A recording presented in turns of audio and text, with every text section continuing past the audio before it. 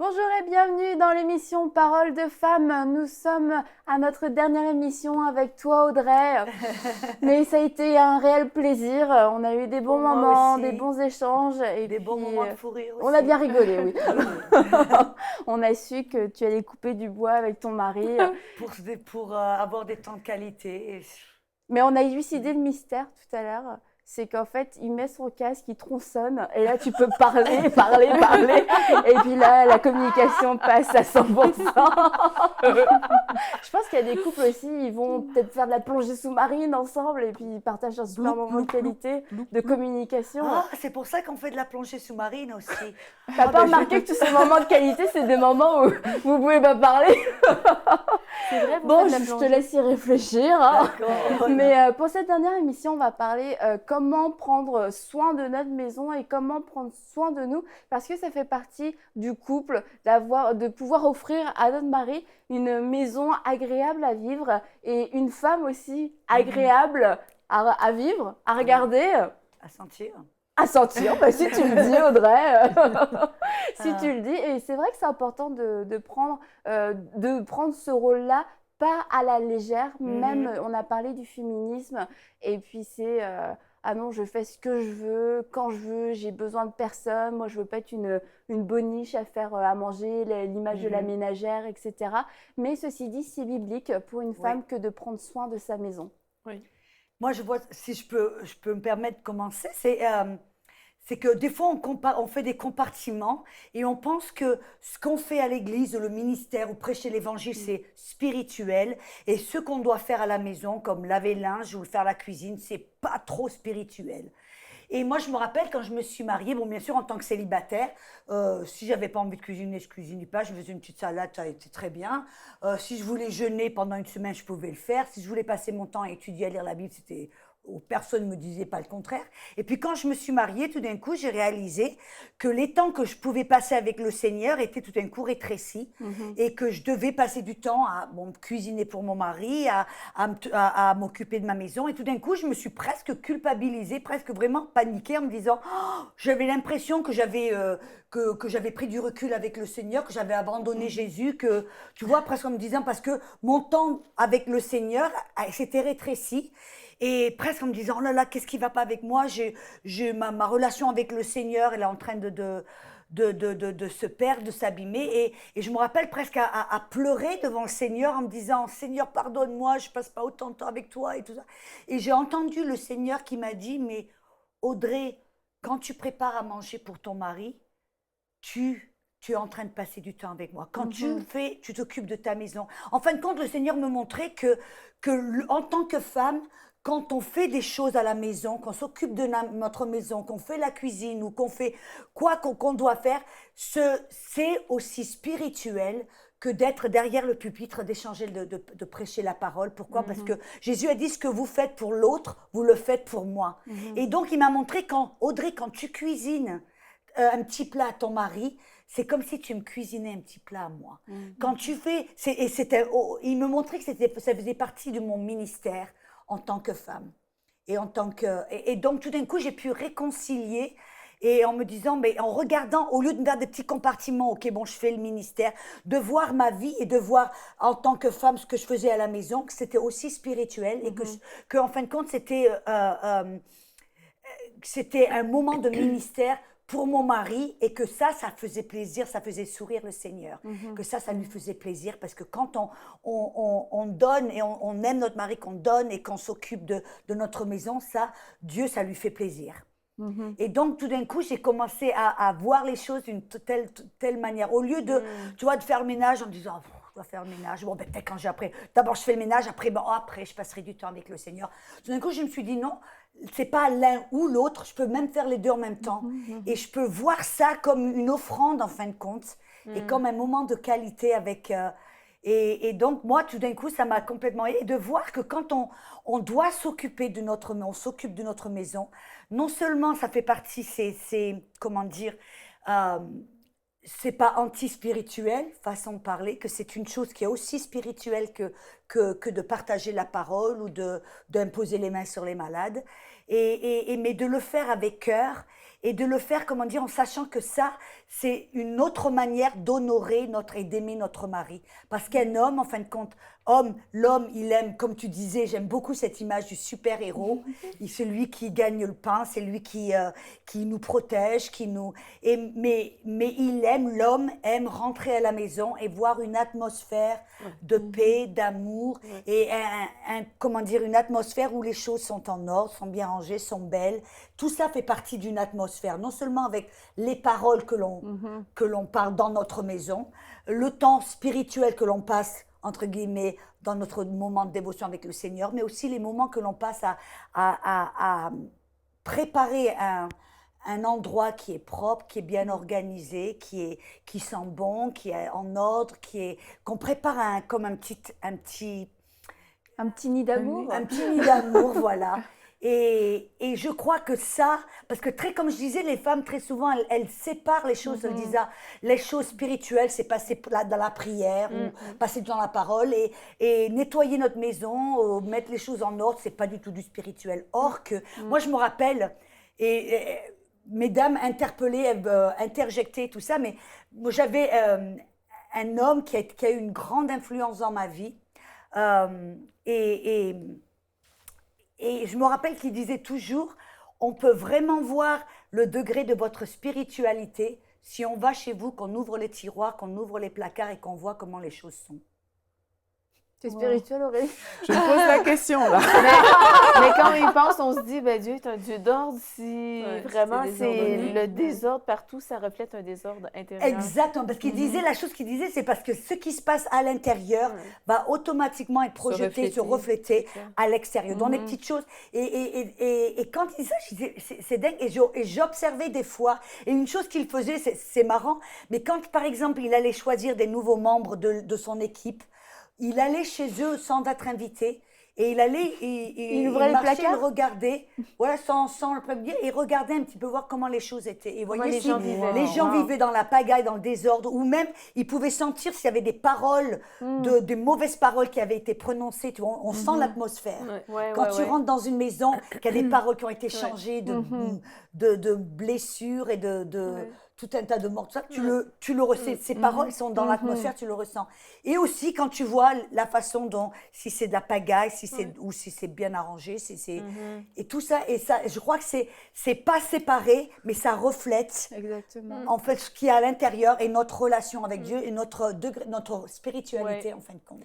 C'est pas l'un ou l'autre, c'est l'un et l'autre. Il y a cet aspect de dire, les choses d'entretenir la maison, c'est pas spirituel, mais il y a aussi autre chose, puisqu'on est dans la francophonie, et j'ai remarqué ça, c'est spécifique vraiment, on va dire aux cultures qui ont été influencées par la France. J'ai souvent remarqué dans la génération, on va dire, des femmes, des jeunes adultes des années 60, c'était quasiment dégradant de faire le ménage. C'est-à-dire, nous, on est capable, on a des cerveaux, on va étudier. Et je suis d'accord avec ça. Moi, j'ai étudié, j'ai un cerveau, merci. Mais je fais le ménage chez moi. Et il y a eu la génération de ma mère, et je vois avec mes amis aussi, leur mère, et c'est souvent à peu près le même profil de femme qui a une profession un peu intellectuelle, dit « Ah non, moi, je ne touche pas à ça. Ça, ce n'est pas pour moi, le ménage. » Et en fait, ma génération, on a souvent été élevée par des mères qui méprisaient le ménage. Disant « Non, moi, je ne touche pas à ça. » Alors, elles ont ou une femme de ménage ou elles n'ont pas les moyens d'avoir une femme de ménage, et c'est le gros gourbi à la maison. Ben voilà. Et j'ai plusieurs amis, je pense, ou des filles avec qui j'ai fait mes études, qui étaient vraiment dans ce modèle-là. Leur mère n'avait pas les moyens de se payer une femme de ménage, mais non, les choses de la maison. Ce qui fait qu'il y a aussi ça. C'est pas dégradant. C'est pas dégradant. Et je veux vraiment le dire aujourd'hui, ce n'est pas dégradant, ce n'est pas rabaissant que d'avoir une maison propre, au contraire. Puis je crois que j'en ai parlé une fois, mais j'ai lu récemment un livre qui a été écrit par une Française qui habite au Japon, et elle a fait un livre sur le fait de l'art d'entretenir son foyer. Puis d'ailleurs en anglais, moi j'aime bien le terme anglais homemaking. On n'a pas ça en français, mais on fait un home sweet home. C'est nous qui créons cette atmosphère, cette ambiance, cette qualité de vie pour ceux qu'on aime, pour notre mari, puis pour nos enfants si on en a. Et puis c'est extrêmement précieux ça, c'est pas du tout dégradant. C'est une grosse responsabilité aussi. Il faut le dire exactement, c'est notre responsabilité de créer un environnement où règne la paix, l'ordre. Et quand le comptoir est rempli de vaisselle croûtée, de vieille nourriture, et qu'il y a des déchets partout. Ben, Merci d'être là. oui, je sais, mon mari a voyagé, il est allé dans des endroits où on l'a reçu, dans des maisons. Et vraiment, c'est ce qui est C'est le plus puissant. pire. C'était, oui, absolument, c'était répugnant. Surtout pour lui. Oui, certainement pour lui qui est un homme super propre. Mais il a même vu un cornet de crème glacée, une glace séchée sur une étagère. On avait balayé les déchets par terre, juste dans un coin. Et en fait, ça lui a pas donné du tout envie Ça d'être là. donne Ça pas- donne pas l'impression que Tu euh, es les, accueilli comme... oui, que les gens ont vraiment de l'ordre dans leur cœur, vous voyez. C'est Mais il il y a moi tout tout cet aspect du ménage et de la cuisine, créer un bel endroit, mais on veut pas non plus que nos maisons soient froides, soient Ouais, immaculées. non, c'est pas Alors des que j'aime hôpitaux. j'aime On a j'aime besoin de le marcher sur les propre, coquilles j'aime le d'œufs. propre, Il faut que ce j'aime soit les maisons chaleureux. aseptisées. Mais ici, il y a tout notre cet aspect, tu disais, de la louange, etc., qui va se refléter dans l'atmosphère de notre maison. Oui, et même, déjà, moi, je pense que je ne suis pas forcément quelqu'un qui aime trop le ménage, mais les choses qui me poussent à faire le ménage, là, je suis célibataire, les choses qui me poussent à faire le ménage, parfois, je me dis, mais si l'Esprit de Dieu est là, juste ça, ça me donne une bonne raison pour que ma maison elle soit propre. Parce que on ne peut pas être avec la présence de Dieu et qui est le Saint-Esprit, qui est la personne la plus importante, et être dans un environnement comme sale, désordonné et tout. Et juste ça, pour moi, c'est motivant pour qu'une maison soit propre, qu'on soit marié ou même célibataire. Maintenant, c'est vrai que tout ce qui est de l'atmosphère, je pense que c'est valable aussi dans le Soit cas du propre mariage. spirituellement aussi. Exactement, ça amène un plus à la maison parce que comme Audrey disait tantôt, il y a des maisons dans lesquelles on entre et on sent qu'il y a des choses malsaines dans cette maison, il y a des mauvaises paroles qui ont été prononcées. Et ça, le fait de parler, de créer une atmosphère de louange dans sa maison, ça met aussi une certaine atmosphère sur notre maison. Quand les gens ils vont rentrer, que ce soit le mari qui rentre à la maison, il va voir, mais il fait bon, il fait juste bon de vivre ici parce que c'est une atmosphère de joie, c'est une atmosphère de détente. C'est pas des flèches qui sont tirées, on ne s'attend pas à être comme, je sais pas, le monde ne s'attend pas à être, j'ai envie de dire, attaqué par des mauvaises paroles et tout, mais c'est vraiment la reconnaissance. C'est la louange qui s'élève dans cette maison. Et pour moi, ça fait tout simplement la différence parce que dans le cadre d'un couple, moi, j'ai toujours cette parole-là qui dit qu'il vaut mieux habiter Sur le lui à l'angle l'angle d'un d'un toit toit d'une que de maison. partager la maison d'une femme querelleuse. En fait, moi, comment je vois ça, c'est que les hommes c'est comme s'ils ont quelque chose de naturel en eux qui les prédispose une fois qu'il y a une atmosphère de querelle, une atmosphère problématique dans la maison, à fuir. L'angle d'un toit, c'est quand même un coin bizarre pour habiter. Il y a un autre passage qui dit dans une terre désertique aussi. Donc, voilà. c'est vraiment, on s'éloigne de la femme querelleuse. Exact. Donc, vous imaginez si dans une maison, il y a ça, et que c'est l'angle d'un toit, la terre désertique qui est mieux, franchement, ça veut dire qu'il y a un problème quelque part. Et des fois, il y a des femmes qui se disent, mais pourquoi mon mari ne veut jamais venir à la maison, rentrer à la maison, ou il rentre tard, toujours tard du boulot, ou il prend toujours une excuse pour aller avec les copains à faire ceci, il veut jamais... Pourquoi? Parce que est-il possible que sa maison ne soit pas un endroit où il a envie d'y être et il se sent bien? Parce que là où on se sent bien, on a envie de rester. Mais la maison, ça doit être un port d'attache. Et ça doit être un port d'attache. Pour les conjoints et les enfants, d'ailleurs. Exactement. Et je vois aussi, il y a très souvent, parce qu'on parlait aussi avant de femmes dont les maris ne sont pas convertis ou ne sont pas aussi proches du Seigneur qu'elles l'aimeraient. Et très souvent, un des problèmes, c'est que la femme, elle passe tout son temps à l'église, elle va faire ceci pour l'église, elle vit à l'église presque, et elle ne passe jamais de temps à la maison, à s'occuper de sa maison. Et qu'est-ce que ça produit? Un mari qui a du ressentiment ou qui est aigri contre l'église et contre Dieu, parce que lui, il fait Dieu est égal l'église. Et il se dit, ma femme, elle a plus de temps pour l'église, elle a plus de temps pour Dieu que pour moi. Et ça, c'est vrai, ça construit une compétition, en fin de compte, entre Dieu et le mari. Et lui, tout d'un coup, il va se dire, moi, je veux pas ce Dieu qui me Ouais. qui molle. Donc, c'est une raison de plus pour la femme.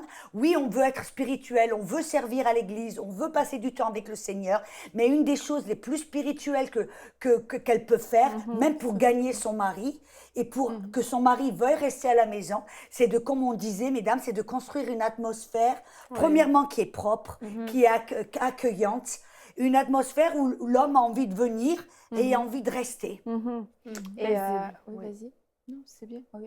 Il y a aussi le cas des ménagères, des vraies ménagères, mais avec un petit côté peut-être un peu négligé, justement. Moi, j'endosse ma responsabilité de ménagère à 100%, mais par contre, plus aucun effort sur la toilette, sur les cheveux, etc. Et puis, on sait, hein, quand même, on ne parle pas de choses extrêmes. Là, je ne parle pas d'être des petites bimbos et tout ça, mais de ne pas être, non, mais, faut dire de pas être négligé, pas être négligé non plus. Dans Proverbe 31, c'est écrit et elle lui fait du bien tous les jours de sa vie. Et puis, en partie, c'est d'être une belle femme. Et encore une fois, je dis pas une femme superficielle et tout ça, mais être une femme que le mari aime retrouver. Il aime retrouver sa maison, il aime aussi retrouver sa femme, et pas une femme sale, des cheveux mais une sales, femme habillée soignée, comme tu un... vois. Ouais, voilà, habillée n'importe Ben oui, comment tous les jours de sa vie. On a la permission de se mettre jolie, d'aller chez la coiffeuse. Surtout que parfois, c'est comme ça que les hommes ont rencontré ces personnes-là. Ben C'était oui. bien quand ils ont vu. Et une fois qu'elles se sont mariées, Elle se laisse aller. voilà, elle se tout laisse ça, aller. c'est fini, quoi. Mais ça fait pas très longtemps, j'ai écouté une émission et puis il se moquait un petit peu. Le journaliste avait retrouvé un journal, un magazine des années 50, un magazine féminin où on expliquait aux femmes, c'était pas un magazine chrétien, un magazine séculier, on expliquait aux femmes comment justement créer une bonne atmosphère à la maison et puis comment prendre soin de son petit mari et être justement jolie, bien coiffée et tout. Et il tournait ça en dérision. Et il dit, notre société maintenant, elle a complètement tourné ça en dérision. Et avec le message féministe en arrière, comme on en a déjà parlé dans d'autres émissions, avec cette image de on n'est pas des boniches, mais ça va beaucoup plus loin que ça. Et je veux vraiment insister, c'est pas ridicule de prendre soin de soi et de faire attention que notre mari nous trouve jolis quand il rentre ou que la maison soit accueillante. Peut-être que nos grands-mères aient trouvé ça naturel, mais il y a eu une génération quasiment où on a négligé ça. Hein. Et il est vraiment temps de revenir à un bon équilibre et puis de ne pas mépriser ces choses. Puis tout à l'heure, je commence à parler de ce livre-là écrit par cette Française qui vit au Japon. Et elle disait tous les bienfaits justement d'avoir une maison en ordre, même au niveau, comment dire, ça amène beaucoup de calme, une atmosphère beaucoup plus posée. Il y a quelque chose qui est... partout. Non, mais même, ça va au-delà de ça. Audrey le disait tout à l'heure, c'est cette personne qui allait chez les gens pour voir, parce que c'était le reflet. Moi, je sais que notre directeur d'école biblique nous le disait aussi, il disait la façon dont vous tenez votre intérieur, à tout le monde, il le dit aux hommes comme aux femmes, la façon dont c'est chez vous, ça reflète aussi l'état de votre cœur. Et si vous êtes tout à l'envers, tout mal ordonné, eh ben, votre extérieur va le refléter. Donc là, on a l'impression peut-être de parler de choses superficielles, puis un petit peu bobonnes, là, mais c'est vraiment important et ça a une dimension spirituelle. Donc, c'est des choses à ne pas négliger. Je voulais aussi ajouter quelque chose. Là, on a parlé de la ménagère et puis celle qui se néglige un peu, mais il y a aussi les femmes qui en font trop et qui sont obsédées par le ménage. Et j'ai vu, moi, dans mon entourage, des problèmes de couple. Et il y avait un mari qui me disait, mais moi, j'ose même plus rentrer à la maison parce que c'est tout juste, il faut marcher par terre. Je sors un verre, elle le range tout de suite. Je sors un couteau pour me faire une tartine, je me retourne, le couteau n'est déjà plus là. Et elle saute sur les affaires pour les ranger. On peut pas dire qu'elle a un problème à ce moment-là. Mais il y a des femmes... Attention. Mais si je le dis, c'est parce qu'il y a des femmes qui sont vraiment des Madame Blanche Maison, comme on dit au Québec, où elles sont vraiment... c'est trop. C'est de l'obsession. C'est vraiment trop. Donc entre le rien du tout désordonné, puis le trop où c'est un hôpital où on pourrait quasiment manger par terre, il y a une juste mesure. C'est pratique. Oui, c'est pratique. Mais bon. Pardon, les femmes négligées, s'il te plaît. Revenons-en au sujet. Mais il y a les deux excès. C'est pour dire qu'il y a vraiment les deux excès. Tous les domaines, il y a toujours des excès. Oui, des excès, je suis bien d'accord. Donc on disait... T'as quelque chose à avouer, Annabelle? On dirait qu'on a touché un point sensible. On parlait pas compte qu'on mange par terre. de garder un D'équilibre. Hein, ouais. Oui, on parlait de garder oui, un oui, équilibre. oui, oui, oui. Mais non, on était même dans le sujet, parce que ça c'est un bon point hein, de garder, parce qu'il y a même des enfants qui osent pas rentrer à la maison, parce que dès qu'ils mettent peut-être un petit peu de poussière ou quoi que ce soit, hop, ils se font enguirlander, quoi. Houspiller, Donc ouais. là aussi, ça, c'est Contre-productif. contre-productif. Mais il y a aussi, on parlait aussi de prendre soin de nous-mêmes. Premièrement, je pense parce qu'on est le temple du Saint-Esprit. Ouais. Je crois que c'est un bon truc. Si on est le temple du Saint-Esprit, que Dieu demeure en nous, alors on doit être des représentatifs. Qu'est-ce qu'on représente? Qu'est-ce qu'on projette? Des personnes qui se laissent aller, qui n'ont aucune fierté personnelle. Non, on devrait déjà pour ça. Mais aussi plus, je crois que pour notre mari, lui, ça lui plaît de pouvoir avoir une femme dont il est fier. Il dit, oh, ben ça c'est comme disait Aurélie quand il nous a, nous a poursuivis parce qu'il il y avait quelque chose avec lequel il était attiré.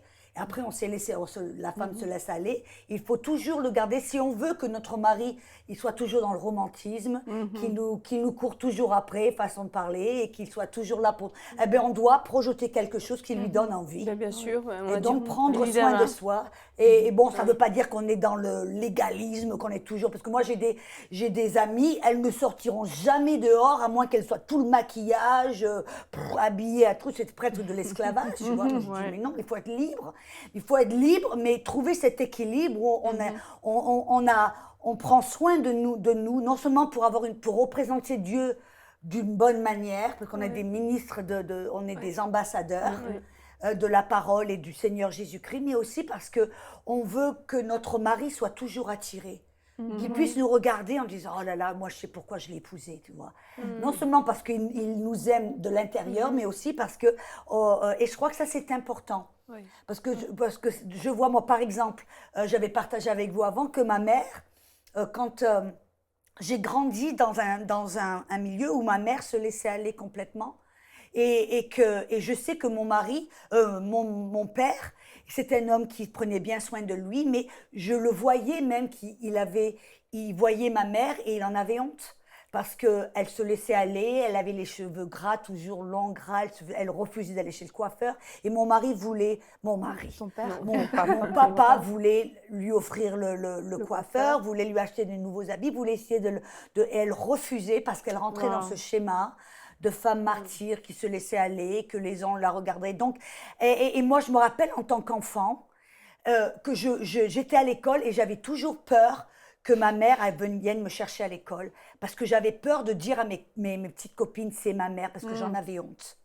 Donc je crois que c'est en tant que femme, on doit prendre soin de nous et c'est aussi spirituel. C'est ça que j'allais dire, c'est pas c'est pas du superflu ou c'est pas du superficiel. Non, je crois que c'est très profond, c'est très spirituel parce qu'on représente Dieu, on est des ambassadeurs, parce qu'on fait que notre mari va continuer à tomber amoureux de nous et vouloir nous poursuivre et nous aimer et rester romantique avec nous. Et aussi, ça va pour lui, pour les enfants, ça va leur faire en sorte qu'ils vont non pas être comme moi j'étais, avoir peur de dire mais c'est ma maman, mais d'être fiers en disant ah oui c'est ma maman. Oui. Il y a la différence pour un enfant, pour un mari. Même un mari par exemple, le schéma par exemple, où il est au boulot ou par n'importe. Tu mets pas de photo de ta femme? Non. Ou alors finalement il doit présenter sa femme et il en a honte parce que tu vois il y a et ça on ne devrait pas. De toute façon, c'est pour ça que mesdames, on doit arrêter de faire des compartiments, de savoir, de penser, ça c'est spirituel et ça l'est pas. Ça c'est superficiel et ça, non, ça c'est... Non, toute notre vie, la façon dont on parle, dont on agit, dont on prend soin de notre maison, de nous-mêmes, tout ça, c'est fait partie du spirituel.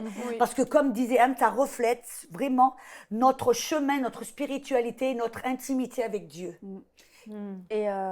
juste pour préciser, on faut tout le temps le faire. On ne vous dit pas non plus de faire le ménage en talons aiguilles et tout ça. C'est pas ça l'idée. Il faudrait venir me voir à la maison quand je fais le ménage, non? Mais c'est que maintenant, il faut dire quand même ce qu'il y a. On est dans une époque où on peut trouver des vêtements confortables de maison, entre guillemets, où c'est plus des blouses, c'est plus des sabots. On peut avoir l'air quand même... on est présentable, même avec des vêtements qui sont confortables, des vêtements d'intérieur. Et puis, c'est pas être super maquillé et tout, c'est juste être propre. Tout ça, c'est des choses qui sont pas si compliquées en soi si on y prend un minimum d'attention, si on prend le temps de se dire, OK, je veux faire mon effort, je veux prendre ma responsabilité. Et avec toutes ces petites choses-là, on peut transformer notre maison, on peut transformer notre couple et on peut aller tellement plus loin pendant tellement plus longtemps. Et puis Audrey, je te remercie pour tous les témoignages que tu as partagés. Tu as été super honnête, super transparente. Puis on voit que au début du mariage, parce que tu es restée célibataire pendant un certain nombre d'années, tu as eu quelques défis, mais que par la communication, le respect et l'amour, votre mariage va de gloire en gloire. Et puis qu'aujourd'hui, vous êtes un couple fort. Oui. En plus, vous vivez dans une situation qui est quand même pas tout le temps, qui n'est pas la situation de tout le monde. Tu voyages beaucoup.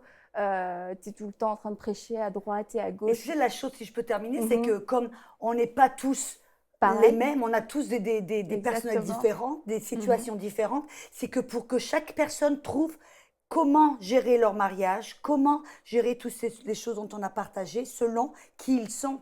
C'est pas que leur vie doit ressembler à la mienne ou à la tienne, c'est qu'ils trouvent comment s'épanouir en couple, comment s'aimer, se respecter et s'épanouir en tant que couple selon qui ils sont. Exactement. Et pour ça, vous avez besoin du Saint-Esprit, de demander au Saint-Esprit de vous diriger dans la vérité, parce que lui connaît le cœur de votre mari, il connaît les choses à venir, il connaît les choses cachées, et le Saint-Esprit va pouvoir vous enseigner, vous diriger et vous consoler aussi dans toutes ces questions, parce que chaque couple est différent, vous avez votre histoire, mais nous avons la même parole de Dieu. Donc prenez ces conseils, méditez-les et demandez au Saint-Esprit de vous parler à vous personnellement, et on vous dit à une prochaine fois pour une prochaine émission de Paroles de Femmes. Envoyez-nous votre témoignage à paroledefemme@enseigne-moi.com.